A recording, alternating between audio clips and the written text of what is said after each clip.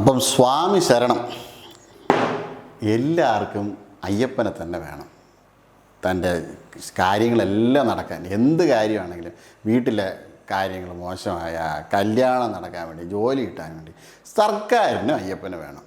നേരത്തെ BJP-കാരും കോൺഗ്രസ്സുകാരും ഒക്കെ അവരവരെ അധികാരങ്ങൾക്ക് വേണ്ടിയിട്ട് അയ്യപ്പ സ്വാമിയെ പല രീതിയിൽ ഉപയോഗിച്ചു. ഇപ്പോൾ ഇതാ വിജയണ്ണനാണ് നല്ല രീതിയിൽ ഉപയോഗിച്ചുകൊണ്ടിരിക്കുന്നത്. എൻ്റെ വിജയണ്ണനെ കോട് എന്നും പറഞ്ഞുകൊണ്ട് കൊണ്ടുപോയി വോട്ട് കുത്തി. 2023 ആയപ്പോൾ ഒരു കോൺഗ്രസ്സിൽ നിന്ന് ഒരുത്തനെ കൊണ്ട് കമ്മ്യൂണിസ്റ്റ് കൊണ്ടുവന്നു, പ്രശാന്തൻ. അയാളാണ് ഇപ്പോഴത്തെ താരം. പഴയ ഇലക്ഷൻ്റെ കണക്ക് നമ്മൾ നോക്കിയാണ്ടല്ല, നെടുമങ്ങാട് നിന്ന് കെട്ടിവയ്ക്കാൻ പോലും കാശില്ല, ഇലക്ഷൻ പ്രവർത്തനത്തിന് കാശില്ല, വീടാണെങ്കിൽ വാടകയ്ക്ക്. അങ്ങനെ ഒരുത്തനായിരുന്നു പ്രശാന്തൻ.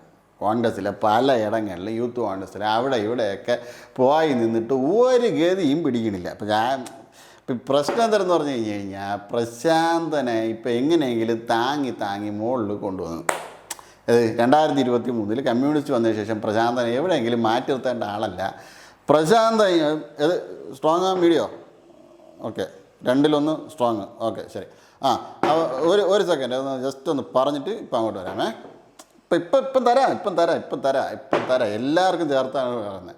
അപ്പോൾ ഈ സംഭവം എന്ന് പറഞ്ഞു കഴിഞ്ഞാൽ, നമ്മൾ ഈ 2023 ആയപ്പം പ്രശാന്തനെ ഇങ്ങനെ ഒന്ന് ഇരുന്നാൽ പോരാന്ന് വിചാരിച്ചിട്ട് പൈസ വേണമല്ലോ എല്ലാവർക്കും. സാമ്പത്തികമായിട്ട് എന്തെങ്കിലും കയ്യിലുണ്ടെങ്കിലേ മുന്നോട്ട് പോകാൻ പറ്റൂ. അപ്പോൾ പ്രശാന്ത് എന്ത് ചെയ്ത്, അവിടെ നിന്നാൽ ഒന്നും വേണ്ട, തൊഴിലാളികൾക്ക് വളരണമെങ്കിൽ തൊഴിലാളി പാർട്ടിയിൽ തന്നെ വരണം. നേരെ ഇപ്പുറത്ത് മറുകണ്ഠം ചാടി ഇവ എന്ത് ചെയ്യുമെന്ന് വെച്ച് കഴിഞ്ഞാൽ, മറുകണ്ഠം ചാടി അപ്പോൾ ഈ മര്യാദയ്ക്ക് ഉപയോഗിച്ചവനെ നല്ല രീതിയിൽ ഉപയോഗിക്കാം എന്ന് അണ്ണന് മനസ്സിലായി. അണ്ണൻ എന്തൊരു നേരെ പുള്ളിക്കാരനെ, അണ്ണനെന്ന് പറഞ്ഞാൽ നമ്മളെ പിണറായി അണ്ണൻ നേരെ ഇവനെ കൊണ്ടുവന്ന് നമ്മളെ ദേവസ്വം പോട് എന്നാണല്ലോ, അവിടെ കൊണ്ടിട്ട് കഴിഞ്ഞാൽ എല്ലാം അങ്ങ് ഉള്ളിലോ, പോട്ടിനകത്തോട്ട് തിരത്തുമില്ല. പണ്ട് നമ്മളെ കോവളത്തിൻ്റെ ഒടയം വഴിയുള്ളതല്ല, ഒടയം വഴിയിലോട്ട് പോകണത് മാത്രമേ അറിയാം, ഉടം വഴി തിരിച്ചു ആരും വരാറില്ല. ഇതാണ് അവിടുത്തെ കണക്ക്.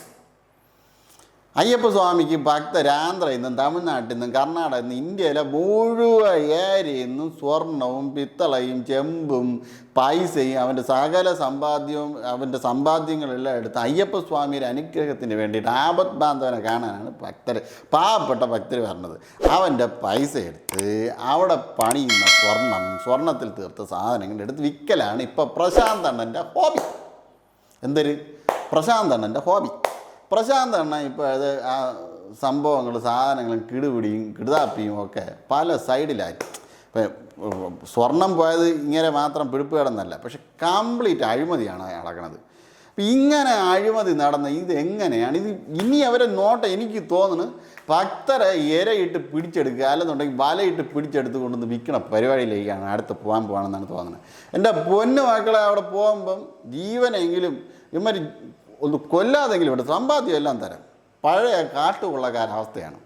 അപ്പം അതുകൊണ്ട് എല്ലാവരും അതിൽ നിന്ന് ആരും നമ്മൾ തീർത്ത് പറഞ്ഞില്ല കേട്ടോ. സാധാരണക്കാരൻ്റെ പണം വെച്ചാണ് രാഷ്ട്രീയക്കാരൻ്റെ ഇപ്പോഴത്തെ ചെയ്ത് ചെറിയ മാറ്റങ്ങൾ. നിങ്ങൾ കക്കരുതെന്ന് നമ്മൾ ആരും പറയില്ല, പക്ഷേ കുറച്ചെന്തെങ്കിലുമൊക്കെ അവിടെ മിച്ചം വെച്ചേക്കണം. ഭഗവാനെങ്കിലും വിടണ്ടേ. നേരിന്റെ വാർത്തകൾ നിങ്ങളുടെ വിരൽത്തുമ്പിലെത്താനായി സാഗ് ന്യൂസ് ചാനൽ സബ്സ്ക്രൈബ് ചെയ്തും ഷെയർ ചെയ്തും ഒരു ശരിയായ മാധ്യമ നിലപാടിനൊപ്പം നിൽക്കാൻ ഞങ്ങൾ നിങ്ങളെ ക്ഷണിക്കുന്നു.